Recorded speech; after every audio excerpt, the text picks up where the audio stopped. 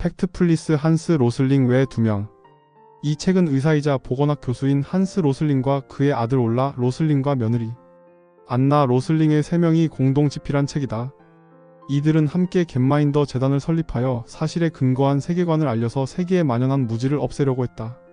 겟마인더의 도표와 슬라이드 그리고 구글의 통계 시각화 프로그램인 트렌달라이저 등을 활용해 사람들이 이해하기 쉽게 강연을 하고 있다. 그리고 강연하며 얻은 통찰을 이 책에 담았다. 그들이 말하는 세상에 대한 무지란 어떤 것일까? 그걸 알기 위해서 우리가 알고 있는 세상과 저자가 말하는 세상의 팩트를 비교해야 한다. 우리가 생각하고 있는 세상은 과연 사실과 얼마나 차이가 날까? 이 책에서 앞부분에 나오는 13개의 문제를 풀어보고 답을 확인하면 우리가 생각하고 있던 세상과 실제 세상은 큰 차이가 난다는 것을 알게 된다. 먼저 13개의 문제 중에서 일부만 풀어보자. 질문 1. 오늘날 세계 모든 저소득 국가에서 초등학교를 나오는 여성은 얼마나 될까? A 20%, B 40%, C 60%. 아마도 대부분 20%를 선택했겠지만 놀랍게도 정답은 C 60%이다. 질문 2. 세계 인구의 다수는 어디에 살까? A 저소득 국가, B 중간 소득 국가, C 고소득 국가. 많은 사람들은 세계 인구의 다수가 저소득 국가에 살고 있다고 생각하지만 정답은 B 중간 소득 국가이다. 질문 3. 지난 20년간 세계 인구에서 극빈층의 비율은 어떻게 바뀌었을까? A 거의 2배로 늘었다. B 거의 같다. C 거의 절반으로 줄었다. 많은 사람들이 극빈층이 늘어난 것으로 생각한다. 그러나 정답은 C 거의 절반으로 줄었다이다. 질문 4. 오늘날 세계 기대 수명은 몇 세일까? A 50세, B 60세, C 70세. 많은 사람들이 중간인 60이나 50세를 선택하지만 정답은 C 70세이다. 질문 5. 오늘날 세계 인구 중 0세부터 15세의 아동은 20억 명이다. 유엔이 예상하는 2100년에 이 수치는 몇 명일까? A 40억 명, B 30억 명, C 20억 명. 유엔에서 예상하는 2100년도의 0세에서 15세까지의 인구는 20억 명이다. 정답은 C이다. 질문 6. 유엔은 2100년까지 세계 인구가 40억 명이 더 늘어날 것으로 예상한다. 주로 어떤 인구가 늘어날까? A 15세 미만의 아동 인구, B 15세에서 74세인 성인 인구, C 75세 이상인 노인 인구. 많은 사람들은 노년 인구가 늘어날 것으로 생각하지만 정답은 B 15세에서 74세인 성인 인구이다. 질문 7. 지난 100년간 연간 자연재해 사망자 수는 어떻게 변했을까? A 2배 이상 늘었다. B 거의 같다. C 절반 이하로 줄었다. 많은 뉴스에서 본 자연재해 소식들을 떠올리며 많은 사람들은 A를 고를 것이지만 정답은 C 절반 이하로 줄었다이다. 9번 문제는 각 대륙의 인구 분포도에 관한 문제라 넘어간다. 질문 10. 오늘날 전 세계 1세 아동 중 어떤 질병이든 예방접종을 받은 비율은 몇 %일까? A 20%, B 50%, C 80%. 머릿속에서 최빈국을 떠올리며 20%를 생각하겠지만 정답은 80%인 C이다. 질문 11. 전 세계 30세 남성은 평균 10년간 학교를 다닌다. 같은 나이의 여성은 평균 몇 년간 학교를 다닐까? A 9년, B 6년, C 3년. 많은 여성들이 남성에 비해 교육을 받지 못한다고 생각할 것이다. 그러나 놀랍게도 정답은 남자보다 겨우 1년이 모자란 9년인 A이다. 질문 12. 세계 인구 중 어떤 식으로든 전기를 공급받는 비율은 몇 %일까? A 20%, B 50%, C 80%. 오지 마을에 사는 사람을 떠올리며 50%를 생각하겠지만 정답은 80%인 C이다. 질문 13. 세계기후 전문가들은 앞으로 10년 동안의 평균 기온의 변화를 어떻게 예상할까? A 더 더워질 거라고 예상한다. B 그대로일 거라고 예상한다. C 더 추워질 거라고 예상한다. 정답은 다들 예상한 대로 A이다. 이 문제들을 침팬지에게 내주고 답을 고르게 하면 확률상 33%의 정답률을 예상한다. 그럼 이 13개 문제에 대한 인간들의 정답률은 어떨까?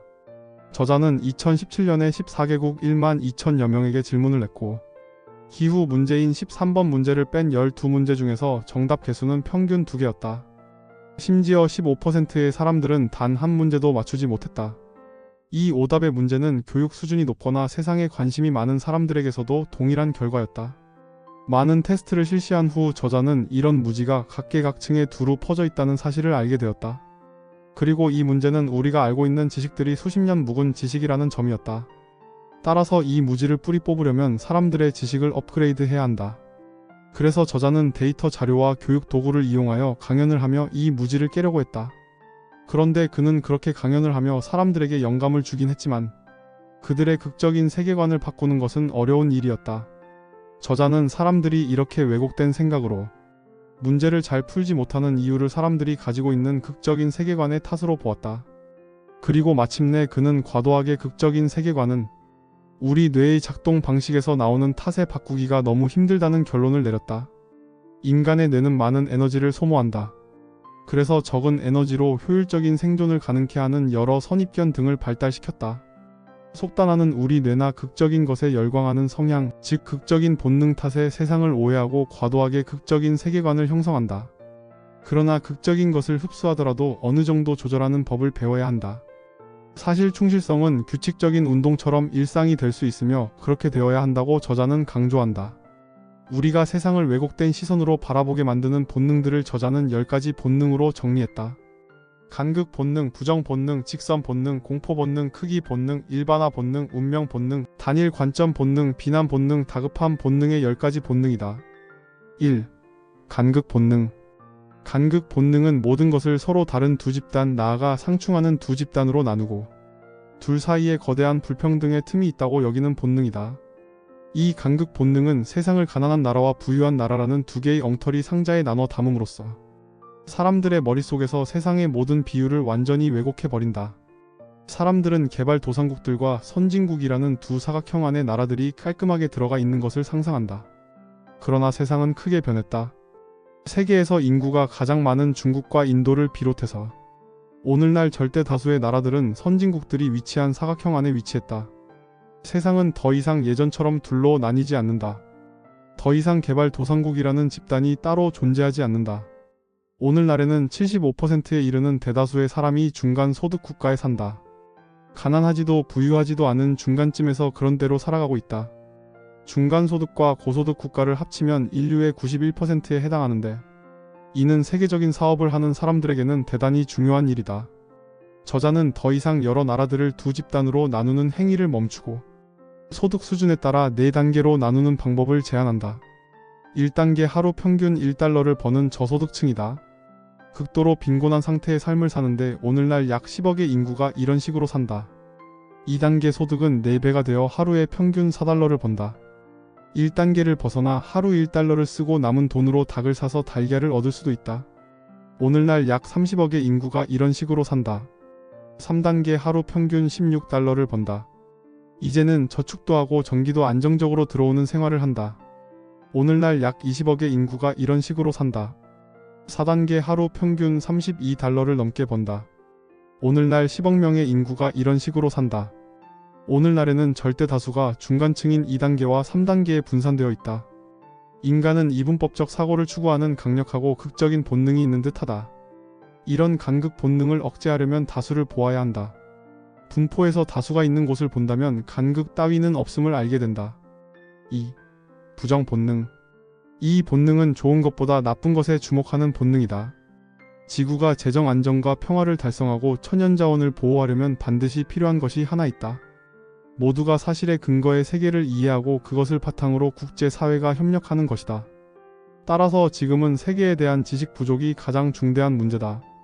저자는 30개 국가에서 사람들에게 질문을 했다. 세계가 점점 나빠진다고 생각하는지를 수치로 정리하니 조사한 30개국의 평균 답변은 모두 50% 이상에서 그렇다는 답변이 나왔다. 한국, 멕시코, 벨기에, 터키 등의 국가는 비율이 무려 70%를 넘었다. 그런데 앞에서 살펴본 문제 3번을 떠올리면 이 답변이 틀렸음을 알 수 있다. 지난 20년간 세계 인구에서 극빈층의 비율은 거의 절반으로 줄었다. 1800년에는 인류의 85%가 극빈층에 속했다. 1997년에는 인도와 중국의 총 인구 중 42%가 극빈층이었다. 그러다가 2017년 인도에서 이 비율은 12%까지 떨어졌다.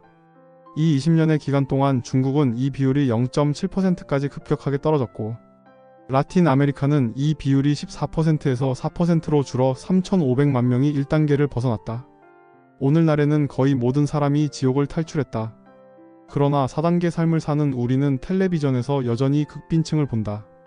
아무것도 변하지 않은 것만 같다. 하지만 우리가 눈치채지 못한 사이에 수십억의 인구가 비참한 삶을 탈출해 세계시장에서 소비자와 생산자가 되었다. 발전의 궁극적 목표인 문화와 자유는 측정하기 어렵지만 1인당 기타 보유수는 그러한 측정을 대신할 좋은 지표다. 이렇게 희망적인 통계가 많은데 왜 세계가 점점 나빠진다고 생각하는 걸까? 그런 식의 생각은 대개 부정 본능 때문이다. 좋은 것보다 나쁜 것에 더 주목하는 본능이다. 그리고 인간은 과거의 기억을 미화한다. 옛날의 진짜 모습을 잊고 좋은 기억을 가진다. 그리고 미디어에서는 인간의 이런 본능을 겨냥해 부정적인 뉴스들을 쏟아낸다. 전반적으로는 분명히 발전하고 있는데도 마치 세상이 끝나는 것처럼 교묘히 포장해 과장된 우려와 예측으로 사람들에게 공포심을 심어준다. 실례로 1990년 이후로 범죄가 줄어드는 추세이다. 1990년에 1450만 건이던 범죄 건수는 2016년에 950만 건으로 떨어졌다. 하지만 대부분의 사람들은 항상 범죄가 늘어난다고 생각한다. 이런 부정 본능을 어떻게 억제해야 할까? 부정적인 뉴스를 볼 때에는 상황이 나쁘면서 동시에 나아지고 있기도 하고, 나아지고 있지만 동시에 나빠지기도 하다고 생각해야 한다.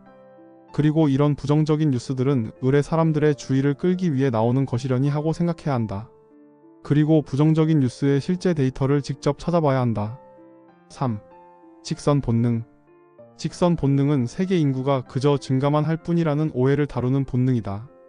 실제로 인구는 증가하고 있다. 오늘날 세계 인구는 76억 명이다. 그리고 21세기가 끝날 무렵에는 인구 곡선이 100억과 120억 명 사이에서 평평해질 것으로 예측한다. 오늘날 인류는 균형을 이루고 있다. 극빈층을 벗어난 아이들의 생존율이 높아지면, 그리고 아이들을 노동에 동원할 필요가 없어지면, 그리고 여성이 교육받고 정보를 얻어 피임할 수 있으면 그들은 자녀를 적게 낳아 제대로 교육할 꿈을 꾸기 시작한다. 세계적으로 삶이 나아진 부모는 자녀를 더 적게 낳는 쪽을 선택했다. 이런 변화는 전 세계에서 일어났다. 인구 성장이든 그 밖의 다른 상황이든 항상 직선을 상상하는 본능을 억제하는 최선의 방법은 세상에는 여러 형태의 곡선이 있다는 걸 기억하는 것이다. 4. 공포 본능. 우리는 공포에 떨면 상황을 똑바로 보지 못한다. 이런 공포에 사로잡힌 상태에서는 사실이 들어올 틈이 없다. 공포의 대상에 대한 두려움은 우리의 생존에 이롭게 작용했다. 그리고 이런 위험 감지는 오늘날까지도 여전히 공포 본능을 일깨우고, 미디어에서는 우리의 공포 본능을 자극하는 방송이 넘쳐난다. 특히 언론은 사람들의 공포 본능을 이용하려는 욕구를 억제하기 어렵다. 2016년에 총 4천만 대의 상업 항공기가 목적지에 무사히 착륙했다. 치명적인 사고를 당한 항공기는 10대에 불과했다. 그러나 언론이 언급하는 것은 당연히 10대 쪽이다. 또한 미국에서 음주 사망자는 한 해 평균 7,500만 명이다. 이는 테러리스트에 의해 죽는 사망 위험보다 50배가 높은 수치이다.